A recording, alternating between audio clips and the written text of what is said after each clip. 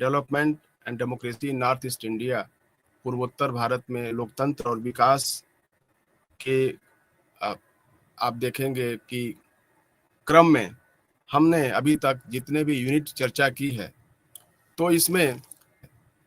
इसमें ये यूनिट 15 और यूनिट आप देखेंगे कि 16 ये आखिरी चरण होगा। तो लगातार कई हफ्तों के बाद आज हम लोग समापन पे हैं और विकास के ऊपर चर्चा के साथ ही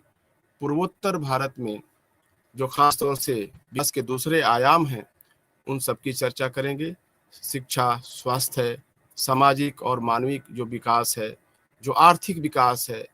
और जो विकास के अलग अलग जो चरण हैं और उनके क्या पैटर्न हैं, चाहे औद्योगिकरण हो, चाहे कृषि हो, चाहे शहरीकरण हो, इन सब मुद्दों पे हम लोग विकास के इन पहलुओं पे चर्चा करेंगे। तो आइए साथियों, शुरू करते हैं। खंड 6 और इकाई 15, सामाजिक और मानवीय विकास। साथियों, सामाजिक और मानव विकास जैसा कि नाम ही है, स्पष्ट होता है कि समाज में जिस तरीके से विकास होता है और विकास के अलग अलग पहलू हैं, और उन पहलुओं पे डिपेंड करता है कि मानव का विकास किस स्तर पे है। मानव का विकास मतलब स्त्री और पुरुष का विकास, बच्चों का विकास, बुजुर्गों का विकास। साथियों, बहुत सारी पुस्तकें हैं जिन पर पूर्वोत्तर भारत के विकास के ऊपर चर्चा की गई है और वहाँ पर विकास के विभिन्न स्तरों की जांच पड़ताल की गई है। हम लोग एक तरीके से इन्हीं सब पहलुओं को शामिल करते हुए हम इस यूनिट में पूर्वोत्तर भारत के सामाजिक और मानव विकास की जो अवधारणा है उस पर चर्चा करें। साथियों, विकास एक व्यापक घटना है और इसमें बहुत सारे पहलू शामिल हैं और सारे पहलुओं का हम देखेंगे कि अपना अलग अलग दायरा है और अपने सिद्धांत हैं। साथियों, जो अगर हम इसको वर्गीकृत करें तो देखते हैं कि सामाजिक और मानव विकास के अलग अलग जो धारणाएं हैं, तो एक एक करके हम उस पर चर्चा। धारणा है सामाजिक और मानव विकास की, वो ये है कि आर्थिक और सामाजिक व्यवस्थाओं के रूप में जो संक्रमण होता है, चाहे वो कृषि से लेकर के उद्योग हो या दूसरे जो अन्य क्षेत्र हैं, जैसे पारंपरिक कृषि और सामाजिक व्यवस्थाओं का जो विघटन होता है, ऐसे तमाम जो उपाय हैं जिनके माध्यम से इतिहास में हम एक प्रगति देखते हैं। तो उत्पादन के जो भिन्न चरण हैं या जो उत्पादन के या विकास के जो चरण हैं अलग अलग, उसमें जो संक्रमणकालीन अवस्था भी है, इन सबको समग्र रूप से अगर देखते हैं, अवस्था भी है, इन सबको समग्र रूप से अगर देखते हैं तो आर्थिक और सामाजिक जो व्यवस्थाओं का जो संक्रमण है उसमें कृषि व्यवस्था से लेकर के औद्योगिक व्यवस्था का जो चरण है, ये पूरी जो छलांग है, इसको हम सामाजिक और मानव विकास का पहलू कह सकते हैं। इसी तरीके से हम देखते हैं एक दूसरा पहलू भी है सामाजिक और मानव विकास का, वो ये है कि जो वेलफेयरिज्म है, अर्थात जो कल्याणवाद है, और एक क्रम से दूसरे क्रम तक कल्याणवादी जो विकास हुआ है, चाहे वो बिजली, सड़क, पानी की समस्या से लेकर के भोजन की समस्या से लेकर के और उच्च शिक्षा और गरिमा तक के जो मांग रही है लोगों की, और उस क्रम में जो व्यवस्था ने उनके साथ जिस तरीके से पहलू है सामाजिक और मानव विकास का, जिसमें हम देखते हैं कि गरीबी उन्मूलन के लिए जो तमाम सारी कल्याणकारी योजनाओं ने के द्वारा सरकार ने जो समाज के जो सबसे निचले तबके के जो मनुष्य हैं, खासतौर से संवैधानिक रूप से जिसे हम लोग SC, ST, OBC या अब EWS की जो अवधारणा आ गई है, EWS मतलब जो आर्थिक रूप से कमजोर वर्ग है, या जो महिलाएं हैं और जो हाशिए पे पड़े हुए लोग हैं, उनके फेवर में जो सकारात्मक कार्रवाई हुई है, और खासतौर से पूर्वोत्तर क्षेत्र के जो पिछड़ा और मानवीय विकास का हम दूसरा जो है एक पहलू या अवधारणा देख सकते हैं। इसी तरीके से एक तीसरी अवधारणा भी है सामाजिक और मानवीय विकास की, वो पूर्व की जो दो आर्थिक और व्यवस्थाओं में जो संक्रमण था, या दूसरा जो कल्याणवाद के रूप में। इसी तरीके से जो तीसरी जो अवधारणा मानव विकास की, वो क्षेत्रीय जो ढांचागत विकास है, इसको लेकर के है, और इस पे आजकल बहुत जोर भी दिया जा रहा है। आप देख रहे होंगे कि पूरे देश में एक्सप्रेसवे बन रहा है, और विगत 15 सालों में आप देखे होंगे कि बड़ी तेजी से काम हो रहा है, और सर एक्सप्रेसवे का तमाम लिए एक्सक्लूसिव इकोनॉमिक जोन या विशेष आर्थिक क्षेत्र का निर्माण कर रही है। नव उदारवादी नीतियों को अपनाने के बाद से देश में ये शुरुआत इसकी हुई, लेकिन इधर इनकी काफी गति हमको देखने को मिली, 90% से ऊपर थी। और उसके बाद से त्रिपुरा में 87.2 87.2% रहा। इसी तरीके से सिक्किम में 0.4% रहा। नागालैंड में 79.6%, मणिपुर 79.2%, मेघालय में आप देखेंगे कि 74.4%, असम में और अरुणाचल प्रदेश में तो सबसे कम रहा 65.4%। दूसरा पहलू भी है, ध्यान में रखना होगा कि जो ड्रॉप आउट रेशियो है, तो ड्रॉप आउट रेशियो में हम देखते हैं कि मिजोरम को छोड़कर पूर्वोत्तर भारत के राज्यों में राष्ट्रीय स्तर से जो ड्रॉप आउट रेशियो थी वो ऊपर थी। उच्च ड्रॉप आउट जो दर है वो मेघालय, असम, मणिपुर, अरुणाचल प्रदेश और त्रिपुरा अखिल भारतीय स्तर के बराबर ड्रॉप आउट रेट रखता है। और ये एक अध्ययन है जिसका इन्होंने अरुणाचल प्रदेश, मिजोरम, सिक्किम में जो इन राज्यों को अगर छुआ तो 2007 और 2011-2020 के बीच पूर्वोत्तर भारत के राज्यों में प्राथमिक स्तर पर ड्रॉप आउट रेट में वृद्धि। और उसका एक बड़ा कारण भी है, वो है लैंगिक अंतर को, क्योंकि जो बच्चा है तो बच्चे में जो हम देखते हैं कि मेल और फीमेल, जो पुरुष और स्त्री के बीच जो समाज में विभेद है, जो लैंगिक अंतर है, उससे भी हम देखते हैं कि बेटा और बेटी को पढ़ाने में कहीं ना कहीं जो है हमारे जो गार्जियन हैं, जो पेरेंट्स हैं, वो एक भेद रखते हैं। हालांकि सरकार की तमाम सारी योजनाओं से, बेटी बचाओ बेटी पढ़ाओ जैसी योजनाओं से स्कूलों में बेटियों का नामांकन अब बढ़ने लगा है, लेकिन ड्रॉप आउट रेशियो में हम देखते हैं कि बेटियां कहीं ना कहीं आगे हैं और बेटों को लोग पढ़ाते हैं। इसी तरीके से दूसरा जो संकेतक हम साथियों डिस्कस करेंगे वो ये है कि जो स्वास्थ्य है विकास का एक दूसरा पहलू, तो उस पर तमाम सारे अध्ययन हुए हैं, और भारत के अन्य क्षेत्रों की तुलना में पूर्वोत्तर भारत में बेहतर जीवन प्रत्याशा और बेहतर बाल मृत्यु दर है। एक आंकड़े के अनुसार हम देखते हैं कि पूर्वोत्तर के राज्यों ने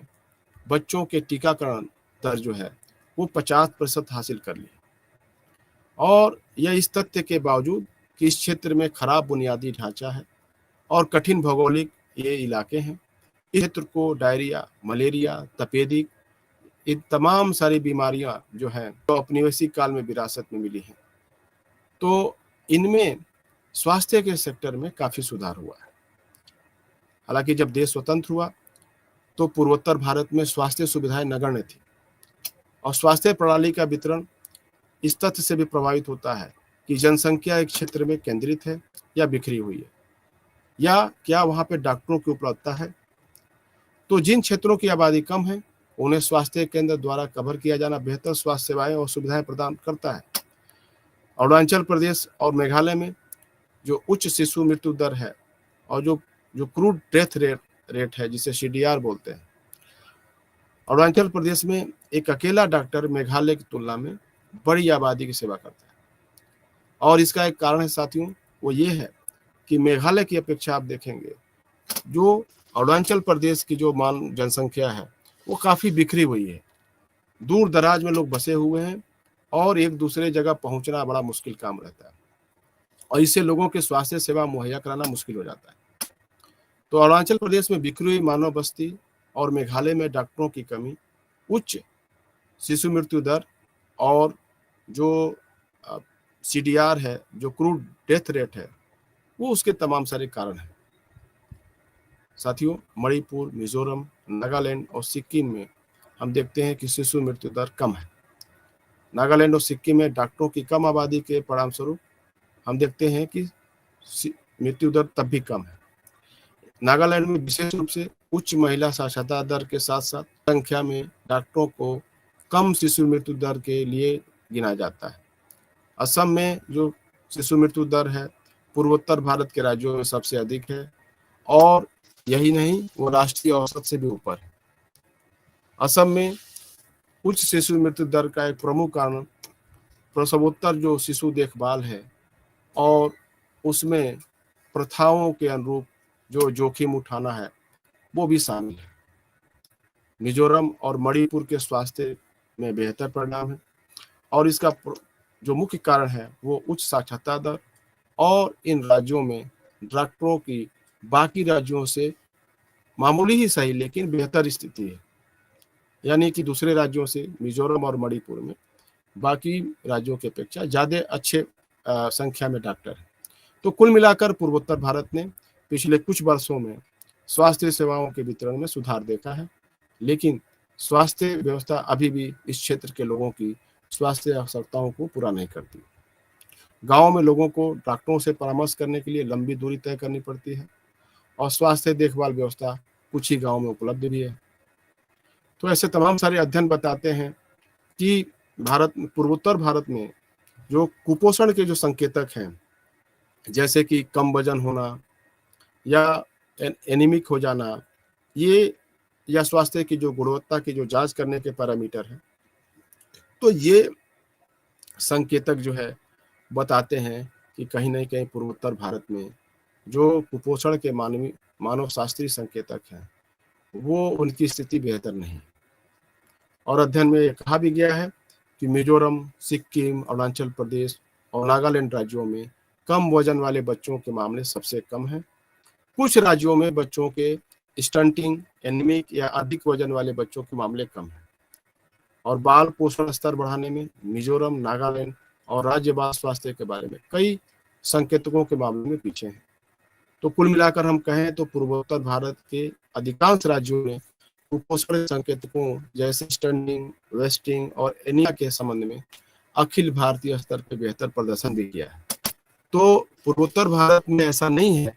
कि विकास का जो खासतौर से शिक्षा, स्वास्थ्य का जो पहलू है उसमें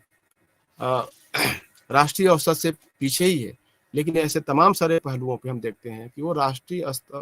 औसत को भी उसने पार किया है। तो साथियों, सामाजिक और मानवीय विकास व्यक्तियों के बीच क्षमताओं के विकास के बारे में है, ताकि वे अपना जीवन गरिमा के साथ जी सके।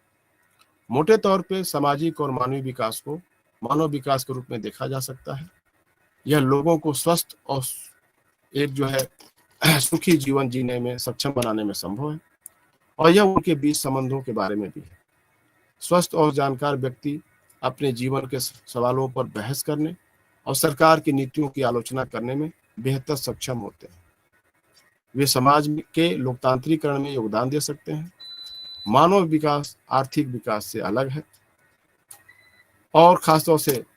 जो शैक्षिक और स्वास्थ्य संबंधी उपलब्धियों के बारे में जो हमने डिस्कस किया, वो जो मानव आर्थिक विकास है उससे भी जुड़ा हुआ है। दूसरा जो पहलू है वो है क्षेत्रीय विकास के बारे में। तो शिक्षा, स्वास्थ्य के अलावा जो क्षेत्रीय विकास है, तो हम अगर देखेंगे कि क्षेत्र का जब विकास होगा तो कहीं ना कहीं शिक्षा और स्वास्थ्य के जो पैरामीटर पे भी उसका विकास होगा। रोजगार के अवसर बढ़ेंगे, अगर स्वस्थ और पर्याप्त भोजन मिलेगा, लोग स्वस्थ होंगे, कमाई उनके पॉकेट पैसा आएगा, तो कहीं ना कहीं उनका जीवन बेहतर होगा। तो जो मानव विकास के जो अलग अलग जो सूचकांक है वो उस पर कहीं ना कहीं वो उनकी बेहतरी होगी। तो कई मामलों में हमने देखा कि पूर्वोत्तर भारत के राज्य शैक्षिक उपलब्धियों में के औसत राष्ट्रीय स्तर से पीछे हैं। हालांकि विभिन्न जो स्वास्थ्य के पैरामीटर है उसमें कुछ राज्यों ने बेहतर प्रदर्शन भी किया है। और हालांकि औपनिवेशिक काल से तमाम सारी समस्याएं, लेकिन इधर सरकार ने खासतौर से केंद्र सरकार ने जो विशेष आर्थिक जो है पैकेज देने का काम, असमानताओं को कम करने की अपेक्षा भी की गई थी। पूर्वोत्तर भारत के संदर्भ में पूर्वोत्तर के बारे में नीतियों का विकास मुख्य फोकस हालांकि नहीं था। केंद्र की नीतियां राष्ट्र निर्माण की ओर उन्मुख थी। जैसे नेहरूवादी काल में हमने देखा कि जो उग्रवाद से निपटने का जो तरीका था, जो राजनीतिक स्वायत्तता का सवाल था, उसके बाद से आपने देखा कि बाद में संघ का पुनर्गठन हुआ। तो ये तमाम सारे ऐसे मसले थे कि इन मुद्दों ने जो आर्थिक विकास है उसको कहीं ना कहीं पीछे छोड़ दिया पूर्वोत्तर का। इसी तरीके से साथियों हम देखते हैं कि जो दूसरा चरण 72 के बाद शुरू होता है, जिसमें कि असम का पुनर्गठन किया गया, दूसरे राज्य बनाए गए, मेघालय, त्रिपुरा, मणिपुर, ये तमाम सारे राज्य बनाए गए। फिर बाद में अरुणाचल प्रदेश, मिजोरम को केंद्र शासित प्रदेश बनाया गया। और इसी दौरान हम देखते हैं कि पूर्वोत्तर में सिक्किम को का विलय किया गया 75 में, और 1972 में उत्तर पूर्वी काउंसिल यानी कि NEC बनाई गई थी। तो दूसरा जो चरण है तो विकास राज्य की नीतियों और शैक्षणिक विमर्श का केंद्र बन गया। जब राज्यों की मांग बढ़ी तो राज्यों की मांग मतलब ये नहीं है कि सिर्फ राजनीतिक स्वायत्तता, ये राज्यों की मांग कहीं ना कहीं स्वास्थ्य से संबंधित या रोजगार के जो अवसर हैं उनको लेकर के भी एक चर्चा या बहस छिड़ी गई। तो दूसरे चरण में हम देखते हैं कि विकास के जो वास्तविक जो मकसद था इन राज्यों में बहस का मुद्दा बना। और जो तीसरा चरण है, जो आर्थिक उदारीकरण का जो या आर्थिक सुधारों का जो चरण है, इसमें हमने देखा कि पूर्वोत्तर विकास जो भारत का विकास है उसमें संस्थागत और नीतिगत जो है प्रोत्साहन देने की बात की गई। और पिछले किसी इकाई में हमने चर्चा भी किया था कि जो 5वां वित्त आयोग था 1969 में जो बना, उसमें सिफारिश की गई थी कि पूर्वोत्तर के राज्यों को विशेष श्रेणी के राज्य को उनमें विशेष श्रेणी का राज्य माना जाए, और पूर्वोत्तर भारत के सभी राज्यों को विशेष राज्य का दर्जा प्राप्त इसीलिए है, और इसीलिए इन राज्यों को केंद्रीय सहायता और कर में छूट भी मिलती है। और विशेष राज्य का दर्जा होने के चलते केंद्र सरकार ने स्पेशली बहुत सारी योजनाओं की शुरुआत की और पूर्वोत्तर के राज्यों को काफी आर्थिक सहायता भी मिली। और ये इस लेवल तक सहायता है कि योजनाओं में करीब 90% सरकार अनुदान देती है और 10% ऋण देती है। साथियों, विकास के प्रोत्साहन प्रदान किए गए हैं, तमाम सारे प्रोत्साहन प्रदान किए गए, जैसे औद्योगिक लाइसेंस, रियायती तौर पे जो फाइनेंस है, वित्त है, जो इन्वेस्टमेंट होता है पूर्वोत्तर के राज्यों में बाहर से, उस पर सब्सिडी काफी दी जाती है, और तमाम सारे डेवलपमेंट सेंटर या विकास केंद्र की स्थापना की गई। ऐसे ही बहुत सारे जो औद्योगिक जो इकाइयां हैं उनके लिए कहीं ना कहीं माल ढुलाई के लिए तमाम सारे ऐसे सेफ पैसेज या उनके लिए ट्रांसपोर्टेशन का सुविधा को बढ़ाया गया। आजादी खासतौर से हम देखते हैं कि 90 के दशक के बाद से उदारीकरण की नीतियों को अपनाने के बाद से जब प्रधानमंत्री देवगौड़ा बने 1996 में, तो उन्होंने केंद्र सरकार के विभागों को अपने बजट का 10% पूर्वोत्तर से संबंधित कार्यक्रमों के लिए निर्धारित करने का निर्देश दिया था। और यदि लक्ष्य को पूरा करने के लिए राशि का उपयोग नहीं किया गया था तो जो अनुप्रयुक्त राशि थी उसको संसाधनों के गैर व्यापक केंद्रीय पूल में जमा करने की बात कही गई थी, और जिसे बाद में पूरा जो है इस्तेमाल किया जा सकता था।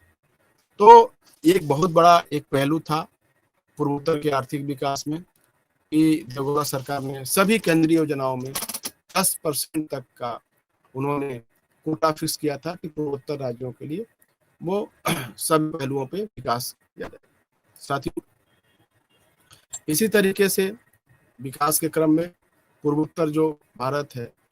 उसका जो क्षेत्रीय विकास है उस पर हम चर्चा करेंगे कि किस तरीके से औद्योगिकरण, शहरीकरण या जो उनका क्षेत्रीय विकास हुआ, ढांचा का विकास हुआ, वो किस तरीके का हो। साथियों, पूर्वोत्तर भारत के जो राज्य हैं वो राष्ट्रीय स्तर के विकास से कहीं न कहीं पिछड़े हुए हैं और उदारीकरण के बाद का जो चरण है उसमें हम देखते हैं कि क्षेत्रीय और जो राष्ट्रीय विकास के बीच काफ़ी जो खाई है वो चौड़ी हुई है। एक रिपोर्ट बताती है कि जो औसत विकास दर थी 1980 में वो 4.4% थी, जबकि 90 के दशक में वो 3.6% हो और यह दोनों दशकों में राष्ट्रीय औसत से हम कहीं न कहीं पूर्वोत्तर का विकास काफ़ी कम था। 1980 के दशक में 5.5% और 90 के दशक में 5.8%। तो इस तरीके से हम देखते हैं कि जो राष्ट्रीय विकास दर थी से कहीं न कहीं पूर्वोत्तर के जो राज्य का विकास दर था वो काफ़ी कम था और इन राज्यों में विकास दर में गिरावट अलग-अलग भी थी। सबसे कम विकास दर वाला असम और उच्च विकास दर वाला जो राज्य था वो त्रिपुरा और नागालैंड जैसे थे। तो पूर्वोत्तर में रोजगार के विषम मार्ग और बढ़ती आकांक्षाएं अर्थव्यवस्था की बारहमासी विशेषता बन गई है। तो हम देखते हैं कि पूर्वोत्तर के 8 राज्यों में जो विकास दर है, आर्थिक विकास है, वो कहीं न कहीं वो असमान सी रही है, एक समान नहीं रही। इसी तरीके से औद्योगिकरण का हम जब देखते हैं तो 90 के दशक में भारत में सुधारों की शुरुआत के बाद राज्यों को अपनी अर्थव्यवस्थाओं के विकास के लिए पहल करने के लिए प्रतिबंध से मुक्ति मिली और केंद्र सरकार ने नई औद्योगिक नीति की घोषणा की। नॉर्थ ईस्ट काउंसिल या जिसे एनएसी बोलते हैं, इन नॉर्थ ईस्ट काउंसिल ने क्षेत्र के विकास के लिए पूरे पूर्वोत्तर के लिए एक रोड मैप तैयार किया और भारतीय उद्योग परिसंघ जिसे सीआई बोलते हैं, Bengal chamber of commerce and industry BCCI और federation of industries for north eastern region FINER बोलते हैं, इन सभी संगठनों ने क्षेत्र में निवेश करने की पहल की। और जब दूसरी हम देखते हैं कि 2011 का जो आप अध्ययन करते हैं तो हम देखते हैं कि 1997 में असम के लिए औद्योगिक नीति की जो घोषणा की गई थी, उसके पहले 82 में, 86 में, 1991 में असम सरकारों द्वारा औद्योगिक नीतियों की घोषणा की गई थी और इस नीति का उद्देश्य राज्य में रोजगार के अवसर पैदा करना और कच्चे माल और मानव विकास संसाधनों का उपयोग करना था। तो असम में तमाम सारी जो योजनाएं या नीति जो लागू की गई थी औद्योगिक विकास के लिए, उसमें हम देखते थे कि खासतौर से इसमें राज्य में औद्योगिकरण के जो उपलब्ध संसाधन है, जो कच्चा माल है, मानव विकास संसाधन है, उसके अधिकतम जो है जो मानव संसाधन है उसके अधिकतम उपयोग के अवसर पैदा करने की बात की गई। इन योजनाओं में क्षेत्र के या देश के अन्य हिस्सों और विदेशों से औद्योगिकरण के लिए निवेशकों के लिए प्रतिस्पर्धी माहौल पैदा करना था और यह सुनिश्चित करना था कि केंद्र और राज्य सरकारों द्वारा दिए गए प्रोत्साहन समय पर सभी को लाभान्वित कर सके। इसी तरीके से गैर औद्योगिकरण की प्रक्रिया में कुछ क्षेत्र पर विशेष ध्यान देने की बात की गई थी, जैसे स्थानीय कौशल, उद्यमशीलता का विकास करना, महिला उद्यमियों का विकास करना और रोजगार के अवसर पैदा करना और खास से जो निर्यातोन्मुख जो इकाइयाँ थी उन इकाइयों को और तेज करना और जो बीमार इकाइयाँ थी उनका किस तरीके से जीर्णोद्धार या पुनरुद्धार हो सके, इसकी बात की गई थी। और इसी तरीके से पहाड़ी और कम विकसित क्षेत्रों के विकास पर इससे जोर देने की बात की। असम में एक इसके लिए विजन भी प्रस्तुत किया गया जिसे असम विजन दस्तावेज 2025 बोलते हैं। तो जो दूसरी असम गण परिषद की जो सरकार थी, बुनियादी ढांचे को विकसित करने की जो मांग की, जो औद्योगिकरण के लिए जरूरी है। उद्योगों के पुनरुद्धार के लिए सरकार ने असम विजन 2025 दस्तावेज तैयार किया और विजन दस्तावेज के जो उद्देश्य थे वो असम के विकास के सामाजिक और आर्थिक संगठनों को देश के अन्य हिस्सों के बराबर बनाने से जुड़ी हुई थी। साथियों, इसी तरीके से कृषि को लेकर के हम देखते हैं कि कृषि के क्षेत्र में बहुत विकास हुआ है, क्योंकि उत्तर के जो राज्य हैं उसमें आप देखते हैं कि जो भूमि वितरण का पैटर्न है वो कहीं न कहीं कम उत्पादकता के कारणों में से है। 1980 और 90 के बीच कृषि में 2.1% की दर से वृद्धि हुई है और 1990 के दशक में ये और कम होकर के 1.6% हो गई। साथियों, 1996-9 में असम गण परिषद ने अपने घोषणा पत्र में कृषि के महत्व पर पर्याप्त रूप से जोर नहीं दिया था। हालांकि एडीपी सरकार ने इसे अपने 2025 के विजन डॉक्यूमेंट में शामिल किया गया था। विजन डॉक्यूमेंट में गरीबी उन्मूलन और बेरोजगारी को कम करने के लिए प्रत्यक्ष हस्तक्षेप की रणनीति का प्रस्ताव किया गया है और मानव संसाधन के विकास के माध्यम से किया जाना था। यह उपलब्ध शैक्षिक बुनियादी ढांचे, पोषण कल्याण गतिविधियों और पिछड़े समुदायों के उत्थान से संबंधित होगा। हालांकि विजन डॉक्यूमेंट में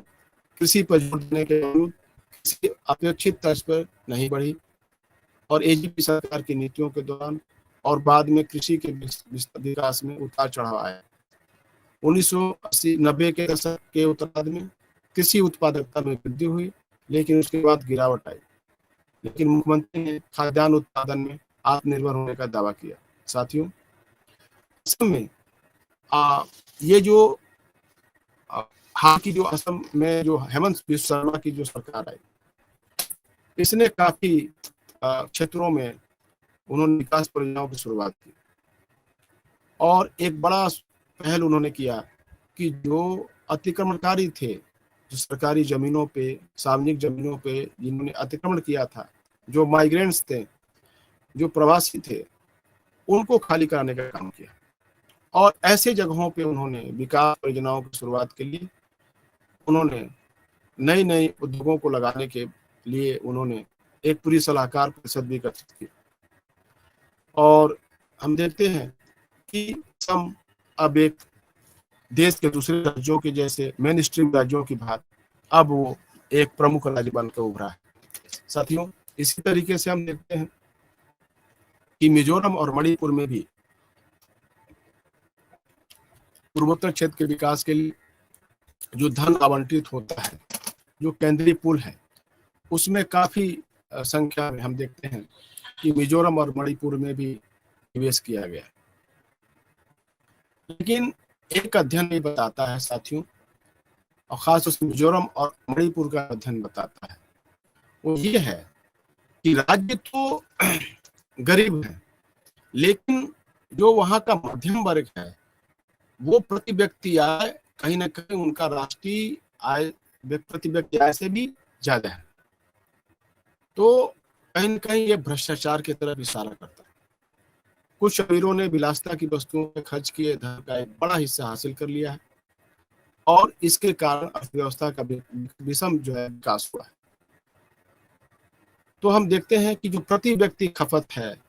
वो राष्ट्रीय औसत से भी ज्यादा है और उग्रवाद जैसी जो समस्याएं हैं वो तो अपने जगह पे है ही हैं और उग्रवादियों के चलते उनके हस्तक्षेप के कारण जो तमाम सारी विकास परियोजनाएं हैं वो कहीं ना कहीं ठप पड़ी रहती हैं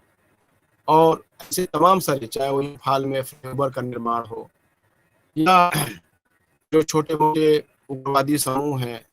वो व्यापारियों को या अधिकारियों से जो उनका जो है हफ्ता वसूली का जो उनकी नीति रही है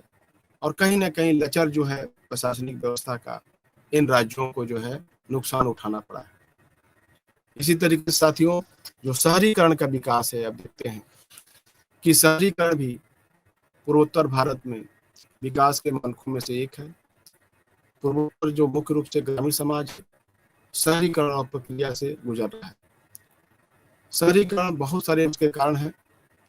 जिसमें कि राज्य सरकार द्वारा सुधार के बाद की अवधि में राज्य और निजी उद्यमियों के बीच साझेदारी के माध्यम से विकास को बढ़ावा देने के लिए प्रोत्साहन, नए सामाजिक वर्ग का उदय, जैसे स्थानीय जनजातीय समुदायों में उद्यमी होते हैं, इन सब को करके पूर्वोत्तर में शहरीकरण के पर जोर दिया जा रहा है। और मेघालय में शहरीकरण पर साहित्य पूर्वोत्तर भारत में एक मुद्दा रहा है। शिलांग टाउनशिप एक योजना वहाँ पे शुरू की गई है मेघालय में, जिसको एनएसटी बोलते हैं और पुराने शिलांग के पास एनएसटी को विकसित करने के लिए विभिन्न क्षेत्रों में भूमि का अधिग्रहण किया गया था। माओ डियांग डियांग योंगयोंग और उमा सावली, माओपेट, माओतारी और माओ कियांग से 2003 से कई लोगों को कानून का उल्लंघन करते हुए भूमि आवंटन किया गया था। तो हम देखते हैं कि जो अर्बनाइजेशन है, शहरीकरण है,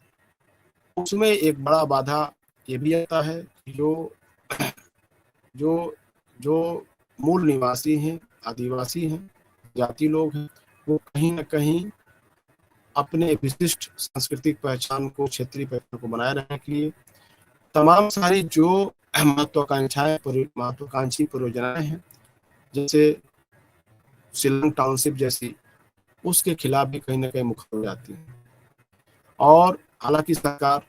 उनको समझाने का भी प्रयास करती है। इसी तरीके से जो खनिज और वन संसाधन है, उन सबका कैसे बेहतर इस्तेमाल हो, ये एक महत्वपूर्ण विषय रहा है। पूर्वोत्तर के राज्यों में हम साथियों देखते हैं कि जो शहरीकरण है वो उस रूप में नहीं हुआ जैसे बाकी देश के दूसरे हिस्सों में हुआ। जो राज्य की राजधानियां हैं या एक दो ऐसे क्षेत्र हैं जो जिनको हम लोग कह सकते हैं कि ये शहरी क्षेत्र है, लेकिन पर्याप्त बुनियादी ढांचा का अभी भी अभाव है और उसके तमाम सारे कारण हैं जो हम गिनाए। साथियों, पूर्वोत्तर भारत के जो 8 राज्य हैं वो प्राकृतिक संसाधनों से संपन्न हैं। उनके आर्थिक विकास क्षेत्रों के विकास के संदर्भ में देखा जा सकता है और जो आर्थिक विकास के जो दूसरे जो क्षेत्र हैं, खासतौर से कृषि, उद्योग, सेवा, बुनियादी ढांचा और पर्यावरण का संरक्षण, इन सबका जब मिला जुला जब आप अध्ययन करते हैं तो हम देखते हैं कि पूर्वोत्तर का विकास का क्या लेवल है। जो इसकी जो भौगोलिक बनावट है, जो भौगोलिक विशेषता है, वो भारत का जो आर्थिक विकास है, हम देखते हैं कि इस भौगोलिक विशिष्टता के कारण भी कहीं न कहीं पूर्वोत्तर का क्षेत्र जो विकास के आधुनिक जो मापदंड है उससे कहीं न कहीं वो पीछे है। और हम देखते हैं कि जैसे मैंने पहले चर्चा किया कि पूर्वोत्तर का जो विकास है वो 3 चरणों में हम लोग देख सकते हैं। एक तो 1950 से 1972 तक का चरण और दूसरा असम को जैसे कि हमने देखा कि असम से दूसरे राज्यों को अलग किया गया और उसके बाद कुछ राज्यों को केंद्र शासित प्रदेश बनाया गया और उसके बाद जो तीसरा चरण आता है वो 1990 के बाद का चरण है कि किस तरीके से वहाँ पर विकास की नीति को लेकर के एक राष्ट्रीय बहस या एक आंचलिक बहस शुरू की गई और अलग सरकारों ने बड़ी अपनी महती भूमिका निभाई कि पूर्वोत्तर का विकास जो है किस तरीके से किया जाए। और अलग अलग सरकारों का जैसा कि मैंने जिक्र भी किया कि जैसे नरसिंह राव की सरकार ने किस तरीके से नई आर्थिक जो उदारीकरण की नीति अपनाई और उसमें लुक ईस्ट पॉलिसी का जो उन्होंने जिक्र किया, इसी के तरीके से मोदी सरकार ने एक्ट ईस्ट जो पॉलिसी अपनाया है। इसी तरीके से देवगौड़ा की सरकार ने जिस तरीके से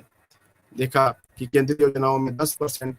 जो धन है वो पूर्वोत्तर के राज्यों को आवंटन करने का जो प्रावधान किया, तो इन सबका मिले जुले रूप से समग्र रूप से देखेंगे तो पूर्वोत्तर का विकास उत्तरोत्तर जारी है और संभावना है कि आने वाले दिनों में पूर्वोत्तर बाकी मेन स्ट्रीम राज्यों के भांति ही अपना विकास कर सकेगा। आज के लिए बस इतना ही। धन्यवाद। नमस्कार।